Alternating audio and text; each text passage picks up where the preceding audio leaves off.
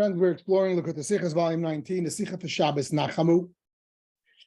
It's called Shabbos Nachamu because the Haftorah famously begins with the prophecy, the words of Yeshaya, Isaiah, Nachamu, Nachamu, Ami, be comforted, my people. And the Medrash tells us that God offers us a double comfort. Whenever something is double in Torah, it's a big deal. It represents an infinity. Double comfort. And that becomes a theme of the Sicha. What's this double comfort? And it's mirrored in the Talmud. This biblical verse. At the last line of Masechta Makos, Tractate Makos, tells us a couple of stories, Rabbi Akiva and his colleagues. And he was always the optimist, and they not so much. At the end of the stories, these two stories that we will review, the sages turned to Rabbi Akiva and said, Akiva nichamtanu, Akiva nichamtanu. Akiva, you have comforted us. Akiva, you have comforted us. And this is an example how the oral Torah, the Gemara, the Talmud mirrors the Torah Shebeksab, the biblical, the written Torah in that double comfort. So again, it begs the question, and it helps give us insight into what Torah means, double comfort. This is a mind-blowing Sicha, an extraordinary Sicha, as every single Sicha really is. But this obviously is so, and it's very long and complex, and it has Chassidus, and it has halacha. In order to make it work, to make it clear, that's my goal, to present it in a way that someone can just relax and sit back and follow and not get lost with the flow of things. I am presenting the Sicha in 3 sections. There's going to be 3 different spreadsheets that are going to be brought up. You can watch each one separately. You can finish one, digest it, and then move on to the second, or decide not to. Each one really stands on its own. Namely, the first one is going to be a discussion all about these Talmudic stories and Rabbi Akiva's discussion with his colleagues and what does it even mean? Because on the face of it, it's full with a bunch of questions. A spreadsheet and discussion number 2 is going to be understanding the significance of their different approaches, them being the pessimists, him being the optimist. Where does that difference of approach come from? And why at some point do they not agree with him and eventually they do agree with him? And finally, the 3rd section of this class and of the spreadsheet will be a halachic application of these 2 approaches, which the Rebbe suggests might very well be the root cause of the 2 opinions, the sages versus Rabbi Akiva, the pessimist versus the optimist, based on their halachic differences. So that's like the cherry on the cake. In the Sicha, that discussion is right in the middle. But to my thinking, it's difficult for a lot of people to follow it. It feels like it's being derailed. So I sort of finished the Chassidus and that Avodas Hashem, if you will, section of the Sicha, Hashkafa part of the Sicha, discussing with our approach to life and to faith. And then at the end, I put the Halacha section in separate just for clarity. Okay. Got that out there. Let's move right into the thing. So the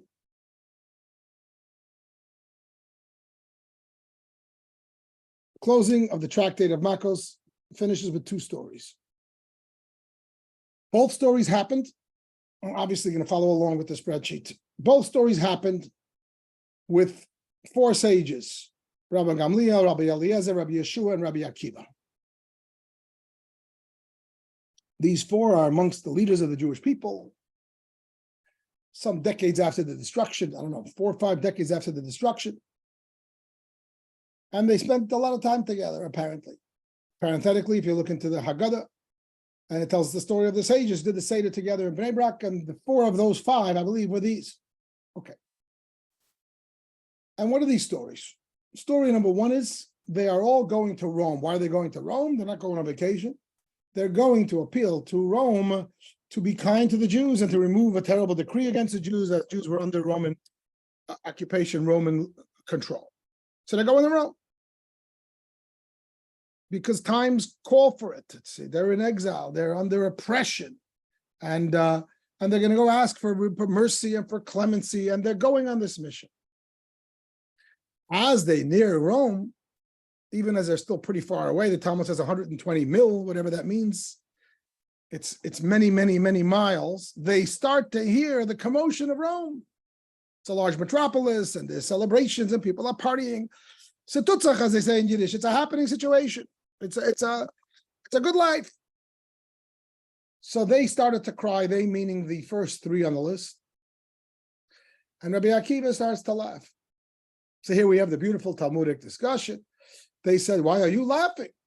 Rabbi Akiva turns to them and says, why are you crying? So the sages said, why are we crying? Here we have idol worshippers, sinners, and they're celebrating and they're sitting in comfort and security and life is good. And the house of Hashem, etc., the Jewish people who serve Hashem in that house, it's laying in ruins, and we shouldn't cry. Said Rabbi Akiva, that's why I'm laughing. If this is how Hashem treats transgressors, can you imagine how he will treat and reward the Jewish people who obey him? It's going to be good in the future. It's going to be beyond good, because look how they're living. These are sinners. Could you imagine how the Jews are going to live when Mashiach comes? It's going to be it's going to be beyond imaginably extraordinary. They did not comment. You might say they agreed to disagree. They're crying, he's laughing. And then later at another time, there's another story. This time they're not going to Rome, they're approaching Jerusalem. And they come to Mount Scopus, where you can see Har HaTzoifim, where you can see the Temple Mount. They tear their garments, as per Jewish law. And then as they get closer, they see a fox exiting the place where formerly was the Holy of Holies. They start to cry, and Rabbi Akiva laughs, the same story. So they have again the same conversation back and forth. Rabbi Akiva, why are you laughing? So he says to them, and why are you crying? And they say, what are you kidding me? This place, the place of the Holy of Holies, where the Torah says a stranger that comes there, even a Jew, even a priest, even a Kohen Gadol, not on Yom Kippur, is punishable by death. It's too holy. And now foxen are roaming there and we shouldn't cry. Said Rabbi Akiva, that's why I'm laughing. Rabbi Akiva quotes, that is a verse in Yeshaya, the prophet of redemption, in Isaiah, that he says that I call to testify. Uriah HaKohen and Zechariah ben Yivarchayu. I'm calling them to testify. That's the words of the prophet Isaiah. Rabbi Akiva says, what is the connection of these two people? These are two prophets who come before Isaiah, and they come in different times. The first one, Uriah, is in the time of the first temple, and he prophesied doom and gloom and destruction. He prophesied that Zion will be plowed like a field, including the Beis HaMikdash itself. And the second prophet, Zechariah, he comes before the second temple and he's prophesying redemption. That old men and women will sit in the streets of Jerusalem and you'll hear the sound of song and celebration and jubilation. So why is Isaiah, this is Rabbi Akiva analyzing, why is Isaiah saying in his verse that I call to testify these two witnesses? Normally, when you bring two witnesses, that means that they're both standing at the same time. One is at the first temple, one is at the second temple. It's different prophecies. One is the prophecy of destruction, one is the prophecy of redemption. Says Rabbi Akiva, I'll tell you why Yeshaya, Hanavi, Isaiah did that. Because he's pointing out that we're going to have these two prophecies. We're going to suffer, God forbid, destruction. That's the prophecy number one of Uriah. We're also going to later experience the prophecy of redemption with Mashiach. That's prophecy number two. Isaiah is juxtaposing them to show that they're linked. Says Rabbi Akiva, aha, if they're linked. So now I'm going to explain to you why I laughed. Till I saw the fulfillment of the prophecy of Uriah, of doom and gloom, I wasn't sure about the fulfillment of the prophecy of Zechariah, of redemption and jubilation. Now that I see the doom and gloom prophecy coming true, I can be certain to expect the prophecy of redemption to be fulfilled. Said the sages to Rabbi Akiva after the second story. Akiva, you have comforted us. Akiva, you have comforted us. That's the two stories of the Talmud. This is the closing lines of tractate Makkos Masechta Makkos. Says the Rebbe. The Rebbe asked a number of questions. I sort of encapsulated them in 3. For this section of the class, there will be some more questions in the next one. Number 1 is, what kind of question are they, Rabbi Akiva, asking? Why are you crying? When they ask him, why are you laughing? That's a good question. Why are we crying? In both of these stories, they're seeing the enemies on top. They're seeing the Jews' destruction. Like, why is that even a question? Did Rabbi Akiva not mourn the temple's destruction? In fact, says the Rebbe, that one line earlier, when it says that they saw that they tore their garments when they came to Mount Scopus and they saw the Beis Hamikdash in ruins, the Rebbe says there's no reason to believe that Rabbi Akiva wasn't amongst those who tore their garments. It doesn't say that he was the exception. They all tore their garments. So he too mourned Jerusalem, which is Jewish law. You're supposed to tear your garments at such a juncture. So why is he asking such a ridiculous question? Question 2, what is Rabbi Akiva saying in story B? They want to know why I'm laughing, because there's 2 prophecies. One is a bad one, and one is going to be a subsequent good one, Mashiach. And until I saw the first one, I didn't believe the second one is possible. And that it will happen. Now that I saw this come true, I'll know the other one will come true. Does this make sense? Rabbi Akiva is doubting a prophecy. Prophecies come true. In fact, the rule is that good prophecies must come true. Bad prophecies of doom and gloom, Hashem could decide to change his mind. The people do tshuva, what have you. But when Hashem makes a promise through a prophet, what have you, of a good thing, it will never not be fulfilled. Rabbi Akiva needs a sign that a prophecy, let alone a prophecy of goodness, will be fulfilled. Of course it will. So what does he mean to say that I'm laughing? Because till now I wasn't sure that the good days are going to come. Now that I saw the bad days, I'm confident the good days will. This is a prophecy. Very simple, basic question. And number 3 seems to be a side question, but it becomes very significant in the explanation that the Rebbe is going to present. When he's quoting Rabbi Akiva in story B, the prophecy of destruction of Zechariah, of Uriah, he quotes the verse, a seemingly random verse about destruction in the book of Micha, which is much later in the prophets. Meaning to say there are, and that verse is, as you can see on your screen in story number 2, and Zion will be plowed like a field. There are many, many, many earlier prophecies of doom and gloom, going back to the book of Yirmiyahu, etc. Why are we choosing the book of Micha, some later prophecy, to choose a random prophecy of destruction? Plus, it doesn't even speak directly to destruction. It's a poetic way of saying destruction. Like, why was this chosen? It seems totally random. These are the 3 questions which, if you think about these 3 questions, they take apart, really, especially question 1 and 2, they take apart this whole stories. What's going on here? Why is he laughing? And he's asking them why they're crying. And he's doubting the prophecy. The whole thing doesn't make any sense.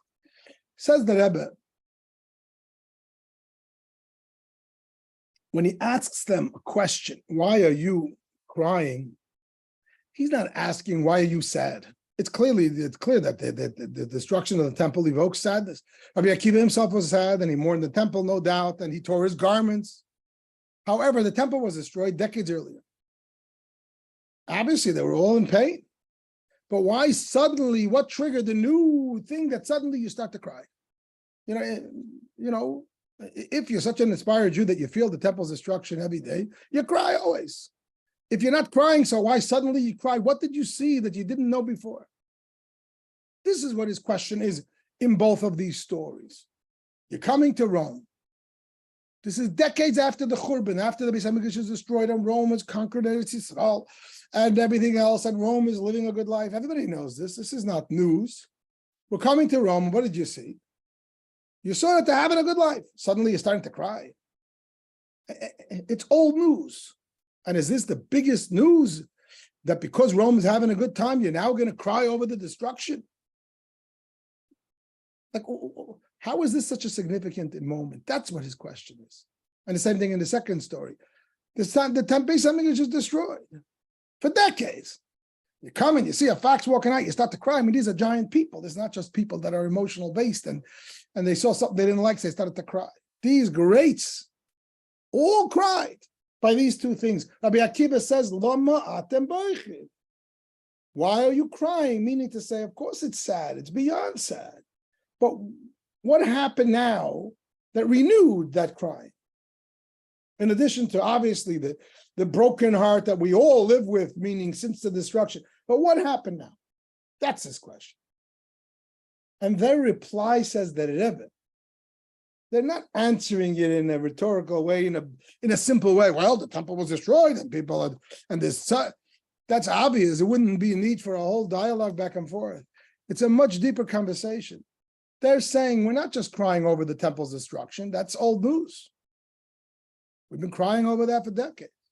Something new happened. In these two stories, we saw an exaggeration of the destruction. In story one, Beis Hamikdash is destroyed. Hashem decreed it. It's very sad. But those people who already destroyed it decades later, they're on top of the world. Why? That's like a insult to injury. That's salt on the wound. That's like sticking the knife again deeper. The fact that Rome had to destroy Jerusalem, Hashem decreed it. The fact that Rome was a mighty empire at the time of destruction is also not what they're questioning. Because if the Jewish people have to be defeated, better they be defeated by a mighty empire than by a humble empire. That's less of a shame. And the verse even says, Levanon ba'ader yipol, that Levanon, which refers to Jerusalem, will fall to the mighty one, to the superpower. So it makes perfect sense that at the time of the destruction, decades before this story, Rome was a superpower. It wasn't taken over by some third world country. It was Rome.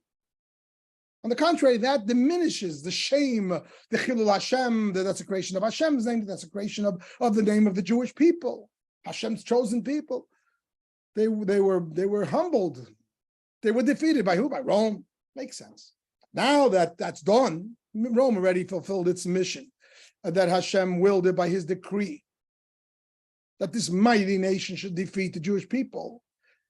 Decades later, they have to be on top of the world and celebrating. Why? That's humbling. That's shameful.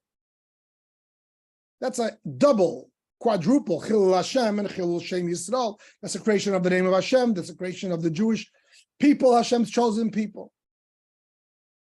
Created shame over the destruction that they're crying, not over the actual destruction. That's, of course, that's a given. That's already old. That's a constant crying, if you will. But there's a renewed crying over the fact that the temple is not enough to be destroyed, but it's exaggerated. And the same thing is in the second story. Not only is the temple destroyed, and as the verse says, that the temple is plowed like a field. But the Holy of Holies, the Faxen didn't just come off the Temple Mount. It's destroyed, the Faxen, it's a destruction. That's Hashem's decree.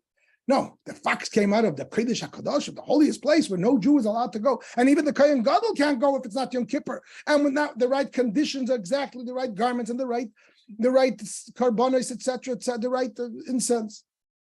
This is dafka specifically. It's like a chutzpah. It's like sticking it to us. You didn't have Faxen roaming somewhere around. You had them roaming by the Holy of Holies. This is an exaggeration of the churban, of the pain of destruction, and therefore the shame of Hashem's name and of the Jewish people. That's why they're crying. It's a whole new insight of the debate, of the discussion. Says Rabbi Akiva. That's why I'm laughing. Because this indicates that the reward, the redemption, the transformation which will come about through this will be an exaggerated one. Still, of course, it's going to be Mashiach. No, it's going to be extraordinarily good. It's going to be beyond imaginable. That's Rabbi Akiva's reply. And you see it in both replies. In story A, he says, if this is how the bad guys are getting treated, imagine how us. It's not that we're going to have a redemption and they're going to leave us alone. It's going to be celebration, jubilation. And the same thing is in the second story. That he says there's the two prophecies, doom and gloom and redemption. When I saw one fulfilled, I know the other one's going to be fulfilled. It says that, but this is not, God forbid, that he's questioning if the second one is going to be fulfilled and he needs a proof. And now he's sure of it because the first one was fulfilled. No. What he's saying is, I knew, of course, all prophecies, especially for good, will come true. But the question is to what degree? Will redemption be achves? Okay, no motzadis, or will it be beyond the imaginable? It'll be off the charts. It's going to be exaggerated goodness. Now I know. That's what Rabbi Akiva is saying in the end of the second story. So that answers question number two. Question number two, a very strong question. Rabbi Akiva is doubting the prophecy be fulfilled. He needs a proof.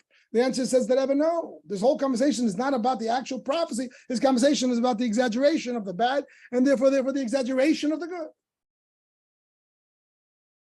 So the whole story makes sense now. And this also answers question three, which now becomes very meaningful in the discussion. That specifically of all the verses, the verse chosen here is Zion will be plowed like a field, because plowing is an example, it's a metaphor, where destruction is part and parcel of growth and new life, and that's Rabbi Akiva's message. They keep pointing to the destruction, not just the destruction, as I said before, but the exaggeration of destruction. The added unnecessary shame, seemingly, of destruction. And that's what's bothering them. How can Hashem do this to us in both stories? And Rabbi Akiva says, whatever you're seeing which looks bad doesn't look bad. It looks exaggerated bad. It's because it is really the beginning of the process of this exaggerated good. And what's a perfect example in our world of that? Plowing. You're plowing a field. It's a form of destruction. But that's how you make the field sprout up and grow. So the Rebbe answered all these questions, gave new insight to the whole story, and makes sense of the story, makes sense of his question, and makes sense of their answers, and makes sense of the whole conversation back and forth. So that's step one of the Sicha. I recommend pausing and taking this in, taking a story in the Talmud, two stories, which seem like a play on words, and giving it a real meaning. And the main focus is the exaggeration of the bad versus the exaggeration of the good, and that the good will come from the bad like the plowing. Okay. Now that we have that down pat, now the Rebbe says, just to make it easier, I once again posted the two stories right on top of the screen. The punchline of all stories. Now the Rebbe says, okay, so the dialogue between Rabbi Akiva and the sages is understood, but there are some other things that need to be understood. In this section, my goal is to present the part of the Sicha that is saying, tell me what's behind this debate. Yeah, you made sense of the discussion. You made sense of what they were saying and what he was saying. Because without the Sicha so far, the conversation just doesn't make any sense. You made sense of that. Why they took that, what their position is, what his position is. But now the question is why? Why are they taking these positions? Why don't they just all agree to one way or the other? And even after Rabbi Akiva points it out to them, they still don't agree. Like, what's behind, in the language of learning, what's the svara of the machlekes? What's the theory of both opinions? They're not just stubborn people. I'll cry and you'll laugh, and I'll find the reason to cry and you'll find the reason to laugh. You can always do that. But the Rebbe, like when you learn Teda, you want to understand what's happening. Talking about Tanoim, these great giants. What is behind their debate? That's the main question, so to speak, we're now addressing. It's a fundamental question of the Sicha. What is this about? This is a whole long story, two stories, and it's the end of a whole tractate. And they disagree, and then they do agree. Like, what are their positions? On the face of it, it looks like that they're pessimists and he's an optimist. They see the bad, and he says, aha, it's going to be good in the future.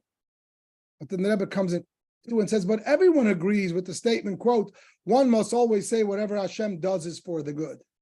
It's a famous story in the Talmud that Rabbi Akiva himself said that statement. He coined that phrase, called the Ovid Rachmanu L'Tav Ovid, whatever Hashem does is for the good. And there's the well-known story, right? That he's traveling as he normally would with his donkey and his rooster and his candle, because he would make sure to stay up at night and study. His rooster would wake him up in the morning, etc. and his donkey would carry him along the way. And the story goes that he came to a city and he wanted to stay overnight in someone's home and no one let him in.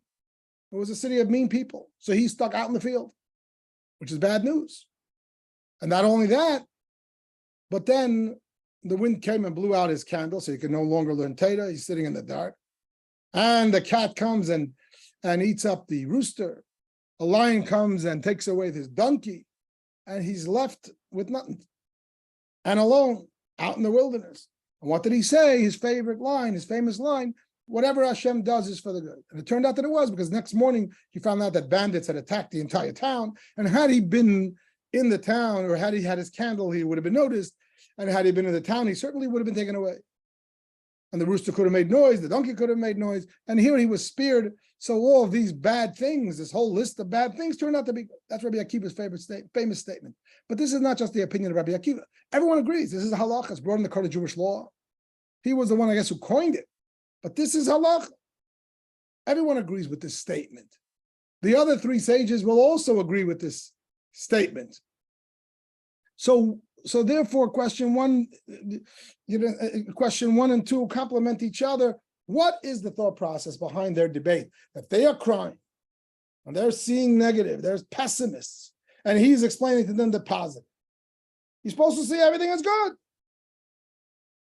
Why don't they? And further, three, why did they reject explanation in A, but accepted it in B? After Rabbi Akiva told them his position of why he's laughing in story A. Because, as you can see on top of the screen, this is for transgressors, a man to how much God will give to the Yidden who obey it.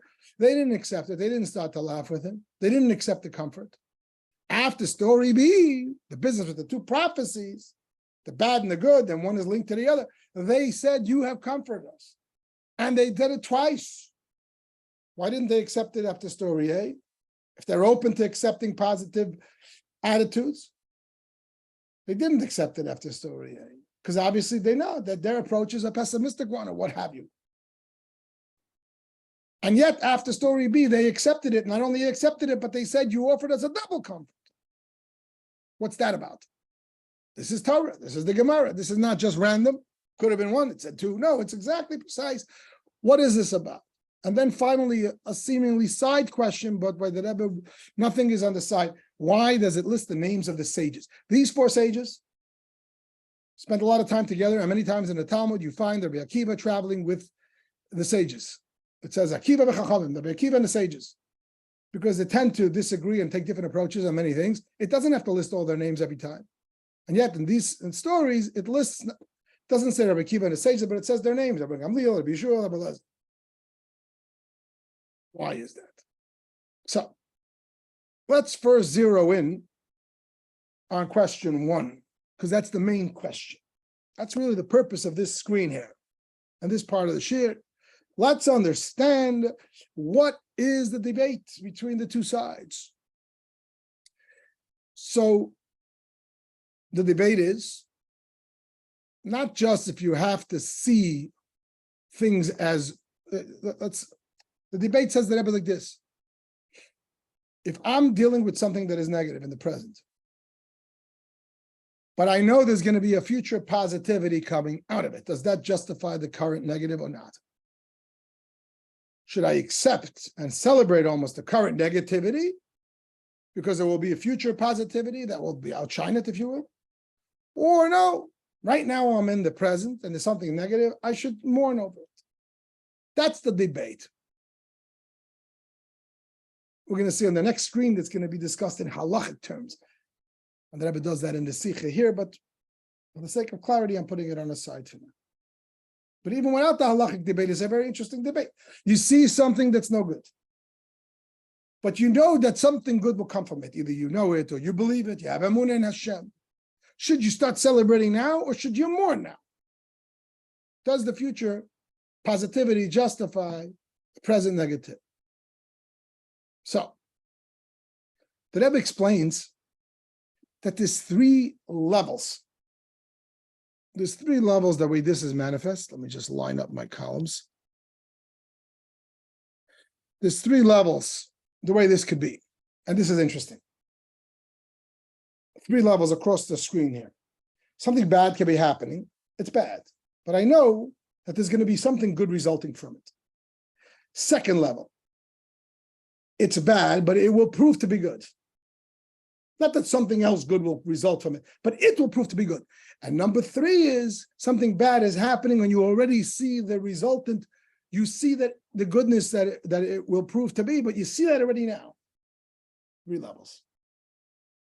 Let's clarify this. These are examples. This second line here is my own examples. I'm going to put it in parentheses because it's not in the Sicha. But I feel that for understanding this for myself, I needed examples to contemplate.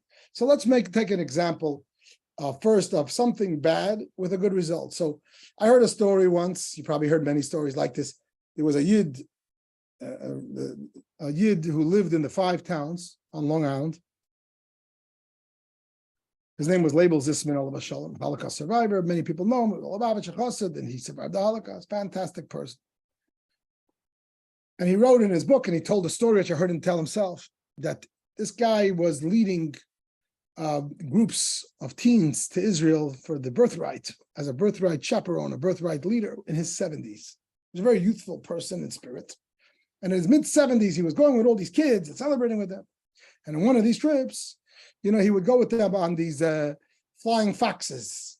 You get onto a little harness and you fly through the trees. And it's a very thrilling thing. And this is something that people do when they're 12 years old or 18 or 20. This guy was 75 or whatever.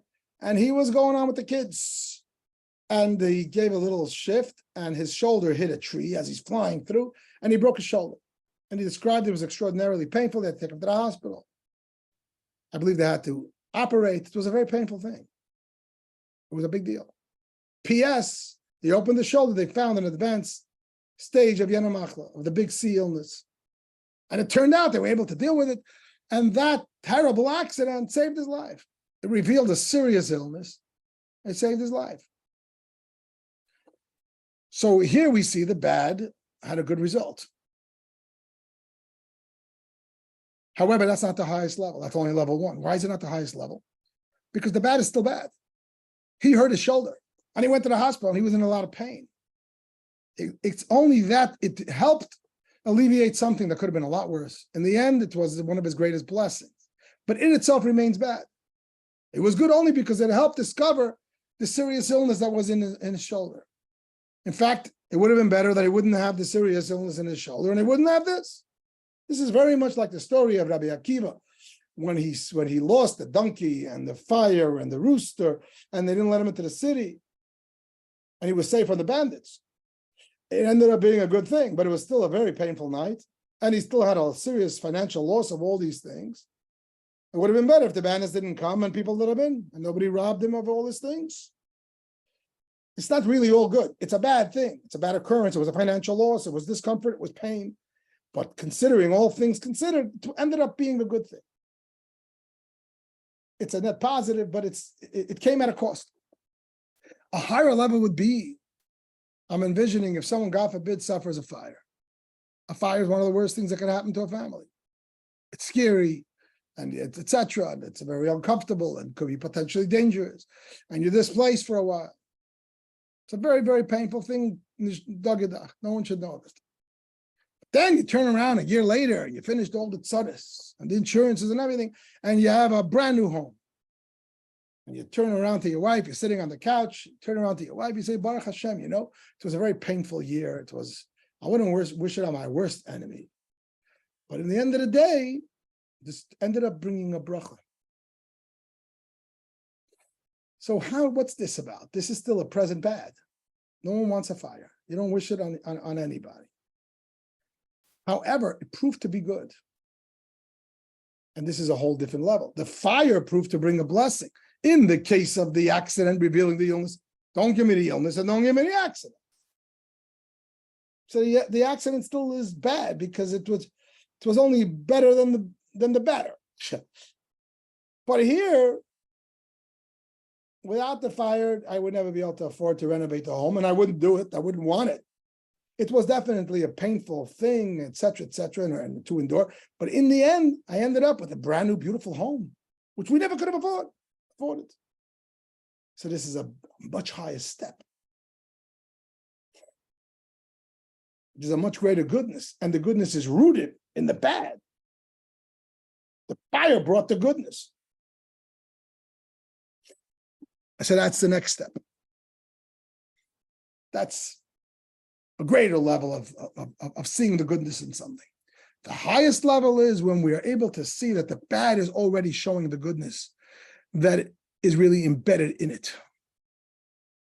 So the example that I thought of is that imagine you have to demolish your home. Why? Because the architect or the engineer discovers that there's cracks in the foundation all over the place. Maybe it was a very rainy summer like this year, and the foundation is cracked all over the place. They tell you, you better get out. The beams are rotting. If you don't demolish the home real quickly, the whole thing's going to fall down, all over the thing, and you push it, have to move out and demolish the whole thing, and you find the treasure. So here again, something bad happened, but the bad was the good, not the bad. Like in the second case, the bad proved to be good. You see the differences? In the first case, the lowest level, the guy with the shoulder, the bad is bad, and the good is a result, a separate result. In the second case, the middle of the screen, the fire is bad, but the fire caused a result, a later result of the fire of good. The fire is the one that made the person with a beautiful home. In the first case, it wasn't like that. The accident saved him, but it would have been better if he didn't have the illness to begin with. So the accident didn't make him better than he would have been without any illnesses. The accident is bad, but it brought him to take away another bad, a much worse bad. Here, the negative, the fire made it good, made it much better. But it's still painful. He went through a hole, he endured a fire and everything else. But in the last case, but it resulted in a blessing. But the blessing is a result of the goodness, of the bad. The fire is bad, the new home is good. A brought B, but they're not the same. Whereas when I'm forced to demolish my home, Hashem made it that my foundation is cracking, and I have no choice. I have to demolish my home, and then I find the treasure. This is not A bringing B. A and B is the one and the same. The demolition causes the revelation of the treasure. And that is the most uplifting. God forbid, God spare us from any tzaras. But if you see a tzara on this highest level, where within that itself, you're able to see the blessing, not that it could bring a blessing, not that it itself is the beginning of a blessing. It is already a blessing. It's much more comforting. These are three levels that the Rebbe talks about in the Sicha. And the Rebbe tells us, I'm on line 2 here with the Gemara, the Talmud, that where do we find these three in the Gemara? The first one we find in the statement of Rabbi Akiva, everything Hashem does is for good, as I explained earlier. As he saw in the story of the rooster and the donkey and the fire and etc. That's exactly that story. Something bad happened, but it avoided a worse scenario. It still remains bad. Rabbi Akiva says you have to say it's for the good. Then you have the present bad, which will prove to be good. That's story A, right? Look at the top of the screen. You see bad guys, transgressors having a great life. You know how good the life will be for those who serve Hashem. Parenthetically, this is the famous lines the Rebbe wrote in his own notes in the Rishimas, that even as a child, he started to envision when he saw the tzaras of Galus, that he witnessed with his own eyes, the pogroms, etc. He started to imagine how good the redemption will be. It very much mirrors to my thinking this particular Talmudic statement. How good it's going to have to be. The bad guys are suffering. You can imagine how the good guys are going to be. It's going to be bliss, unimaginable, exaggerated goodness. True. So the present bad will prove to be good because it's a seesaw. It brings it. But it is still very bad right now. It's galus, it's negative, it's pain, it's suffering. The bad guys are celebrating. The shame of Kiddush Hashem, Chilul Hashem, and Chilul of the Jewish people is extraordinary. However, don't worry about it. There's going to be an extraordinary goodness resulting from it. That's story A. Story B, the Gemara is not sufficing with story A. It gives us story B. What do you need it for?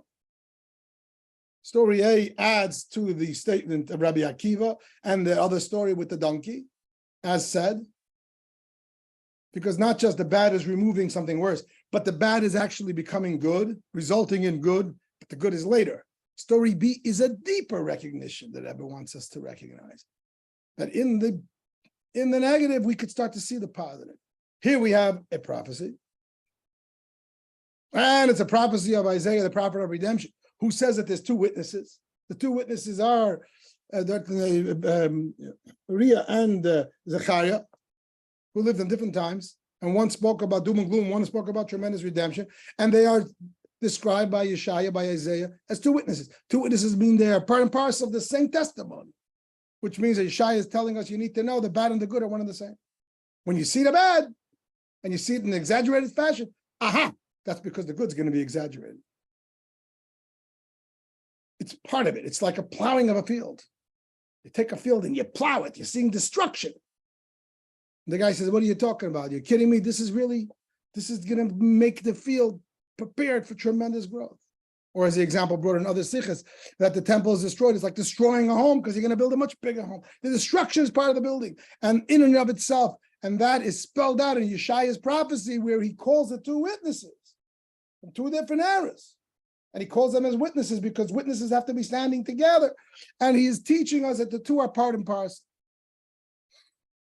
When you see Nebuch, the Rebbe is expecting us on this level of story B, Rabbi Akiva is expecting us to not just see Golus as leading up to something good, but to see somehow the goodness in the Golus itself.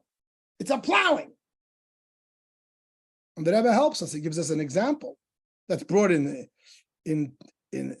Tanakh and regarding the Beis Hamikdash destruction, that it is said that one of the blessings of the destruction, as an example, is that Hashem expresses anger on the physical structure and not on the Jewish people. So this is just an example of how the destruction itself was tremendous blessing. He spared them. But I see that as just as an example. The same thing is the general picture. You're seeing a fox walking in the Holy of Holies, the worst level of destruction. Fulfillment of the prophecy of Zion being plowed like a field, not just Zion, the Beis Hamikdash itself, the Kodesh HaKadosh, the holiest place. That means it's exaggerated evil. This is going to be exaggerated goodness. And this is part of the other prophecy because Yeshaya juxtaposed them and made them into one, indicating that if you look close at Golus, especially if you have the eyes of Rabbi Akiva and the eyes of the Rebbe, you will see in them the goodness. As mentioned earlier, as the Rebbe said in his diary, when I was a child, right? From the days of going to Cheder, and even before I started to imagine, create a vision in my mind of the greatness of the Golus, of the Geula, which will justify, so to speak, the redemption. Again, the similar concept. Says the Rebbe, this is what's happening here. This is why, first of all, we have the famous story of Rabbi Akiva elsewhere in the Masechta Brachos. And then we have these two stories in Masechta Makos. They're not repetition. They're not saying the same thing. It's level upon level upon level. Giving us example or expressing a deeper recognition of the ultimate goodness of Hashem and everything that he does. As described now, the three levels. It's a goodness, it's a bad that potentially brings some goodness. It's a bad that results in good. And it's a bad that in and of itself becomes revealed as good. Even now. So the Rebbe says, now let's talk about the debate. Now let's talk about the debate. Now we can understand the thinking. We answered the question in general. They're crying and he's laughing because they don't believe that the future justifies the present. And he does. Okay, it's relatively simplistic. But the Rebbe says there's much more than going on here. We spoke about three levels. So let's discuss what the position of Rabbi Akiva and the sages, the Chachamim, the other three, are in each of these three, in the line where I'm highlighting. When it comes to the idea that something bad, you're supposed to say whatever Hashem does is for good, everybody agrees on that. We said before, this is question number 2. That's a halach. Nobody argues with that. But that doesn't mean that you're laughing. It doesn't say that everything Hashem does, we should celebrate. If something bad happens, you say a bracha, there's a bracha, but something bad happens. even if something good will result from it. However, you're supposed to say, which means you're supposed to recognize on faith that it's all for the good. But right now it's bad. So I have faith. I know it's for the good, which will result from it. And of course they believe in that. That's halacha. But it's not good. I'm not going to laugh when something bad happens. I'm going to say that it's good. I'm not going to celebrate and laugh that it's good because it's not good. That doesn't just mean say and not believe. You believe it, but you're not feeling it because right now it's bad. You say it because you know that that's what the future will bring. The next level, that middle level, the sages are crying. Rabbi Akiva is laughing. Okay, you told me that I have to have faith that it's a future thing, but it still hurts. So what do I do? Especially in this case, it hurts very much. They saw this, you know what I mean, the celebration of Rome and the shame of the Jewish people, etc., etc. They cried. Does it mean that they lost faith in what the Gemara says in Brachas, that everybody agrees that you have to always know and believe and say that it's all for the good? No, they didn't lose faith. They had no doubt that Hashem is in charge, Chas v'Shalom. But nevertheless, you're saying something bad, you cry. Rabbi Akiva laughs, because Rabbi Akiva is of the opinion, as explained earlier when we answered question 1, that the future is the focus. If the future is good, it justifies the present, it elevates the present. They can't handle that. You tell me the future is good, right now is bad. This is where they disagree, and they're crying. And even after Rabbi Akiva's explanation in story A, this is bad, imagine how good it's going to be. They're not impressed. I'm sure it's going to be good. Right now it's bad.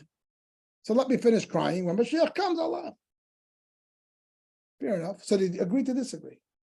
Rabbi Akiva goes with them to Jerusalem, and they see the fox coming from the Kodesh HaKadosh. And Rabbi Akiva comes and comforts them in story B.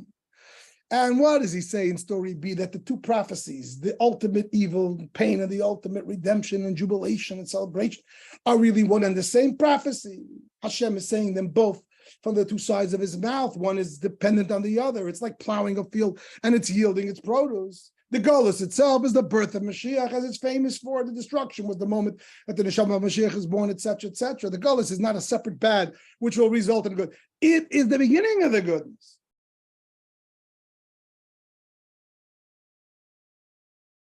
The sages said we're comforted. I don't know if they started to laugh. It doesn't say that.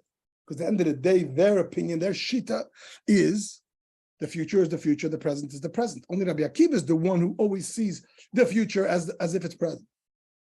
They don't, but they're comforted.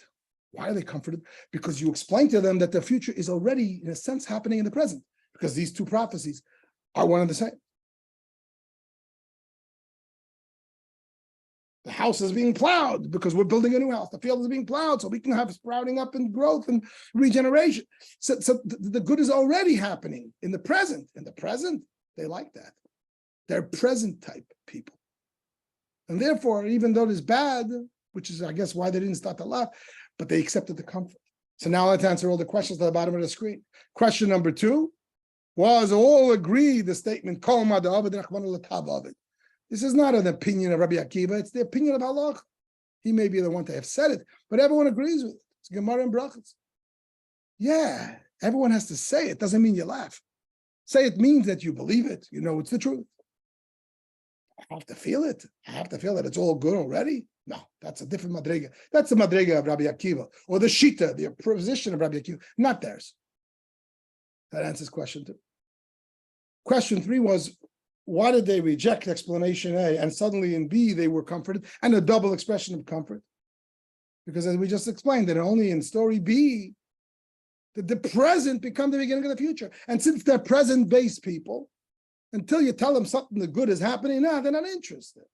They don't care what's happening later. But if you tell me the present is already the beginning of the future begins now, they could buy in. And that's a double comfort, the Rebbe says in the Sicha. The first comfort is that this bad will bring good. It's a comfort. It's not enough to move them, but it's a comfort. But now you're telling me the future is not just going to be good, but the bad and the future is goodness is already embedded now in the good, in the bad. Is the goodness embedded? It's a double comfort.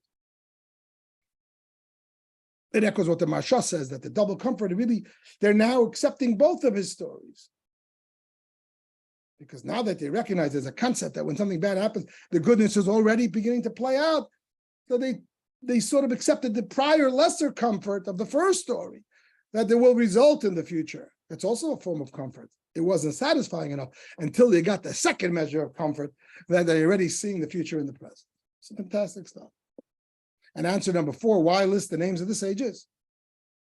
Which is unusual in the Talmud. It usually would mention Rabbi Akiva, B'chachamim, generically, Rabbi Akiva, and his colleagues, because here it's very important. These sages were a Kohen, Levi, and Yisrael, respectively. Rabbi Elazar was a Kohen, direct descendant of Ezra Kohen.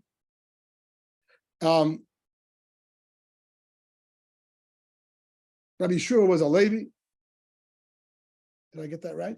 And Rabbi Gamliel was a Yisrael from the lineage of David HaMelech, the leaders of the Jewish people. From him came Rabbi Yehuda HaNassi, Rabbi HaKadosh, etc., etc.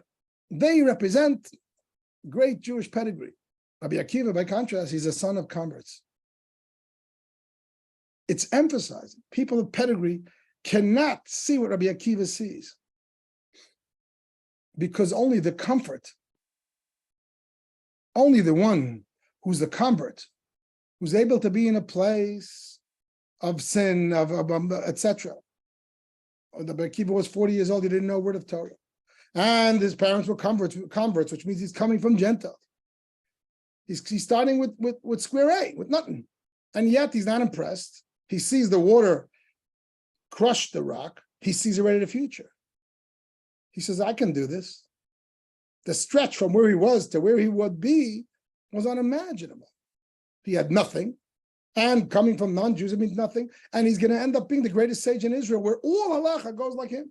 The stretch is extraordinary. It's miraculous. That is the power of a convert. That's the power of Baltshuva, you might say, as the Rabbi says in other Sichas. And therefore, he is the one that always sees the good. He's laughing when there's something terrible going on. It's going to bring good. It's already good. That's the power of a convert. A Yid doesn't have it because he's not tested by that. He never really stood in the space of unholiness because he doesn't come from that space, and therefore he's not doing a full transformation of the present into the future. Rabbi Akiva is. In the footnote, the Rabbi adds another approach. It's known that a Yid is considered a descendant of Abraham, Yitzchak, and Yaakov. That's our yichus. That's our pedigree, our lineage. The converts, interestingly enough, it sometimes says that they consider themselves a direct child of Avraham, not a descendant through 100 generations or what have you, like the rest of us. But in this footnote, the Rebbe quotes a different source, that their yichus is Hashem himself. The Yid's yichus is Avraham, Yitzchak, Yaakov. It's a very nice yichus. But the yichus of the convert is to Hashem himself. The Rebbe brings the sources. So therefore, Hashem is beyond time.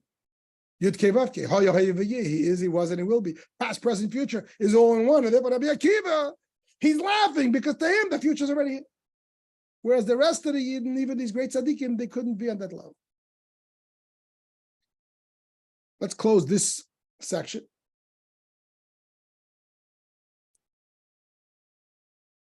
And see what the Rebbe did here.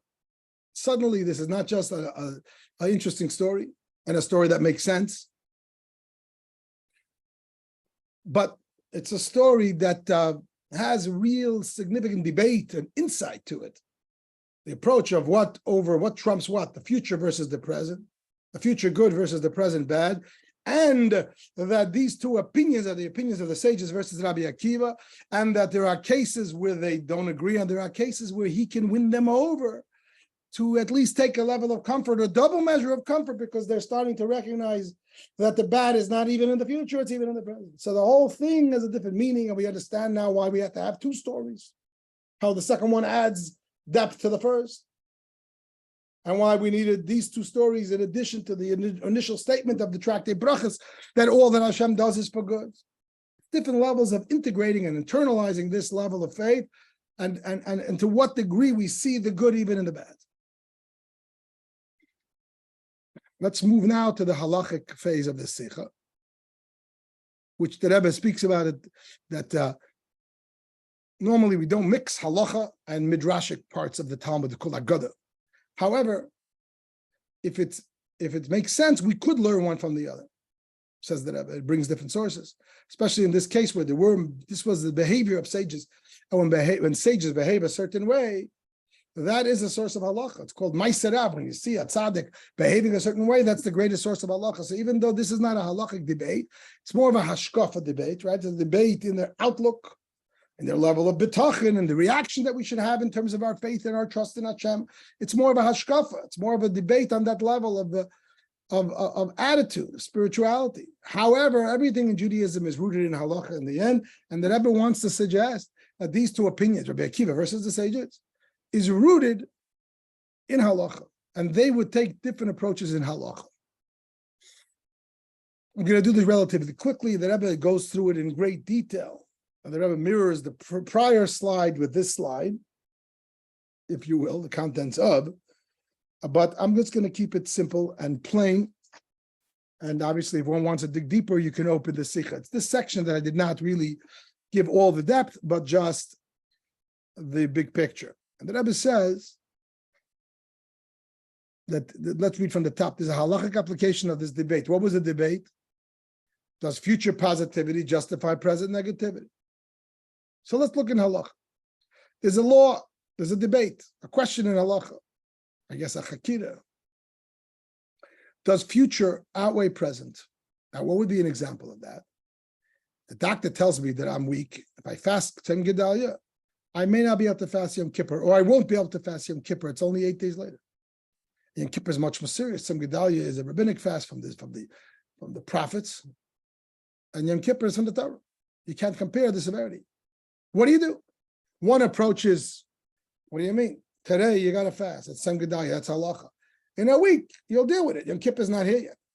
So why are you dealing with Yom Kippur? And the other one is no. We know Yom Kippur is coming. Don't be blind, and therefore don't fast now and fast on Yom Kippur. So I made a mistake.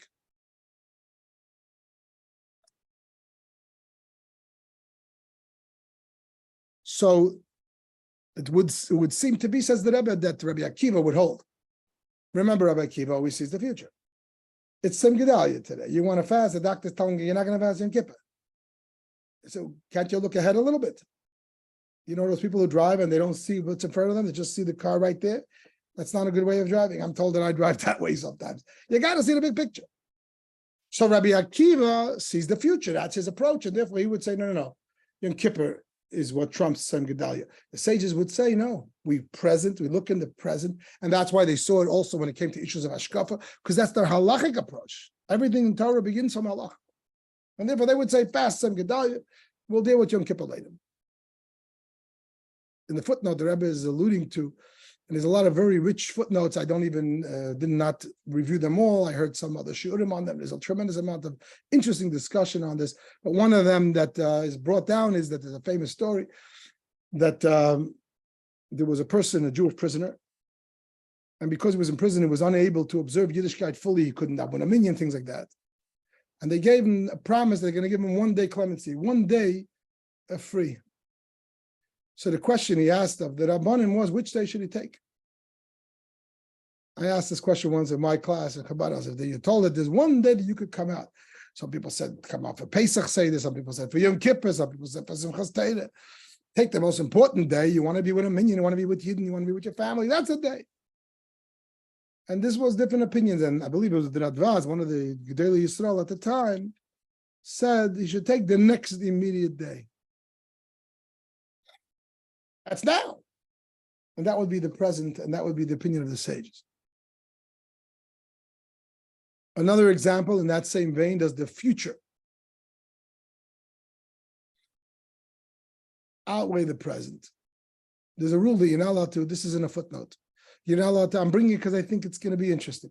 You're not allowed to get onto a ship too close to Shabbos. You have to get onto a ship, if it's going to be a long trip, you have to get onto a ship more than 3 days before Shabbos. And then once you're on it, you ask the captain to stop. But if he doesn't listen, that's not your problem. But you're on there more than 3 days, it's fine. It's not like you desecrated Shabbos directly. However, the exception is when you're allowed to get onto the ship very close to Shabbos if it's a mitzvah. An example of a mitzvah is that's a mitzvah to travel to Eretz Yisrael, settle in Eretz Yisrael. So you're going to get onto this journey a day before Shabbos or Erev Shabbos because you're going to Eretz Yisrael. but you know that Shabbos is coming. Rabbi Akiva will say forbidden because you got to see the future. The sages might say it's allowed because right now you have a mitzvah. Right now it's not Shabbos. Get on. Again, once you're on the ship, it's not now the important the details. Once you're on the ship and the guy didn't agree to stop, it's already not your choice. Then it's not really a real problem. But the question is the actual getting on to begin with, and they would take those positions as the Rebbe it seems. Another example. If I have a non-binding detail of a mitzvah versus beautifying the entire mitzvah. This seems very similar to the first one. The first one was the future of doing let's say a bigger mitzvah like Yom Kippur outweigh the present doing a smaller mitzvah, some Gedalia. Or one mitzvah in the future versus a mitzvah now. Why does the Rebbe give a second example where it's not two mitzvahs, one later and one now? It's the same mitzvah, except I could focus on doing all the details of the mitzvah, including every last minutia detail, which may not be critical, but it's part of the mitzvah, versus no, foregoing that detail to beautify the entire mitzvah, hidur mitzvah. Hidur mitzvah means to make a mitzvah beautiful. It's not a requirement. It's a beyond requirement. So you're giving up on something that's required, albeit not binding, because all it is one detail. So you still have the mitzvah, you still did it, and it's missing a detail of the actual mitzvah versus not a detail. The whole mitzvah is beautified. And the Rebbe likes this better. The Rebbe brings this second, and the Rebbe says it's closer to our story because in the stories here, the two story A and story B, there's a desecration of Hashem's name by Rome celebrating or by the Foxen, and then there's going to be a celebration of Hashem's name with the jubilation of Jerusalem. So it's the same mitzvah of Chilul Hashem, God forbid, desecration and shame of Hashem and shame of the Jewish people versus celebration of Hashem and the Jewish people. It's the same exact thing. In fact, it's beautifying the mitzvah. This is my understanding of why the Rebbe brings this second one. I hope I'm right about that. Okay. So the Rebbe says it in the Sicha. I just hope I understood it correctly. So what are examples of this second? It's similar to the first. That there's a bris. If I do the bris in the morning, I will make the mitzvah more complete because the detail of every mitzvah is to do it as early as possible. Don't postpone it. However, there's a beauty of a mitzvah with a big crowd. In the morning, no one's coming. People are running to work. If I do it late in the day before sunset, it's still kosher, and I'll get a crowd. Rabbi Akiva would say, we think about the future. And even though now you have the mitzvah and you're foregoing the bris early in the morning, but you're thinking about the future, and it's going to be a beautiful mitzvah. And beauty is overriding it. Just like the Jewish people. They saw Rome celebrating was a chilul Hashem, God forbid, and a shame for the Jewish people, but it's going to be beautified, that there will be the real Kiddush Hashem when Mashiach comes in a bigger way. Whereas the sages, who they think about the present, the here and now, they would say, no, take the bris in the morning. I don't care, it's a small crowd. You have a mitzvah to do a bris as soon as possible. And that's a detail in the mitzvah itself. The beautification is less important than the actual mitzvah. You're laughing that Rome is partying. That's a chilul Hashem. The fact that later will come a bigger Kiddush Hashem, and there's going to be a big beauty, that the Jews will be celebrated in an unimaginable way. It's a beautiful thing. It's a hidur mitzvah. It's a beautiful beautification of the mitzvah of Kiddush Hashem. But you're doing it at what expense? At the expense of a lesser chilul Hashem, which is an actual sin. So that's how the Rebbe connects it. It's special. Think about it. There's two other examples I'm citing here, which are from footnotes. When should you do Kiddush Lavan and bless the moon? One approach is do it the earliest possible time, from the 6th or 7th of the month. You see the moon, make a bracha. Because you're supposed to not postpone a mitzvah. The other is wait till Shabbos night, the nearest Matzah Shabbos. What's special about Shabbos night? You're wearing Shabbos clothing. Usually there's a crowd. And the mitzvah is done more beautiful. So again, Rabbi Akiva would say wait for Shabbos night because he sees the future. The sages would say do it ASAP because they're into ASAP.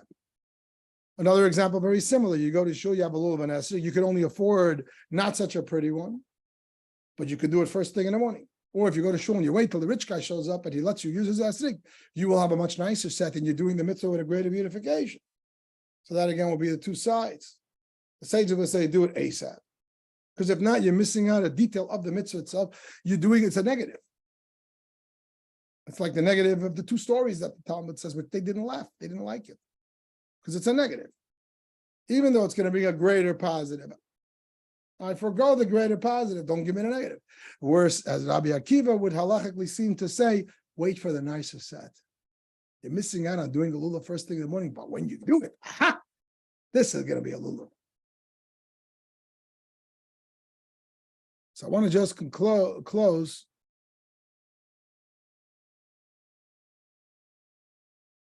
The Rebbe concludes the Sicha, and the Rebbe tells us that this teaching of Rabbi Akiva, first of all, this wraps up what the Sicha began with. It's Shabbos Nachamu, and the Haftorah is a double measure of comfort. Nachamu, Nachamu Ami, be comforted, my people.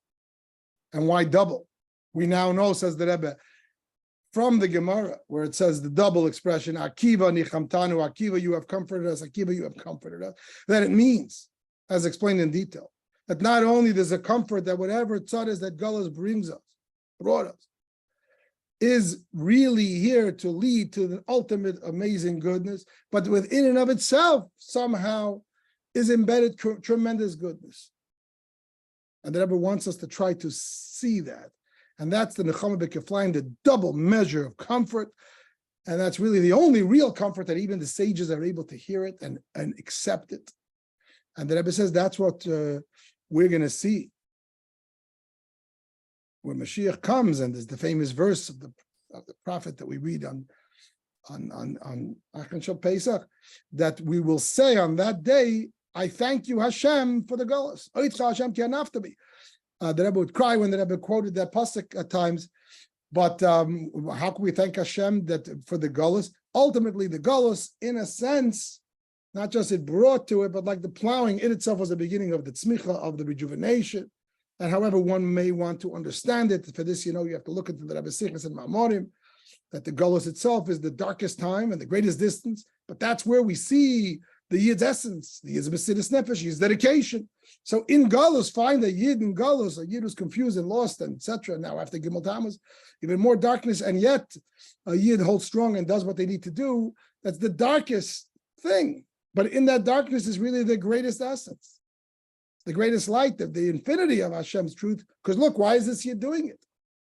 So every negative is really a positive if we understand that really it's all Hashem, and therefore within that darkness you find the greatest closeness which you could never find. You see the inner strength of a Yid Neshama and Gullus, one that you cannot see in the time of the Gula, Beis Hamikdash. And therefore that is the way the Rebbe wants us, as much as the Rebbe is the one screaming, we're at Mashiach now mamish, but the Rebbe also at the same time demands from his chassidim to recognize that it's not bad. It is in and of itself the Geula in action. It's happening. We're being plowed, so to speak, and the growth is starting to happen. We should have the growth immediately.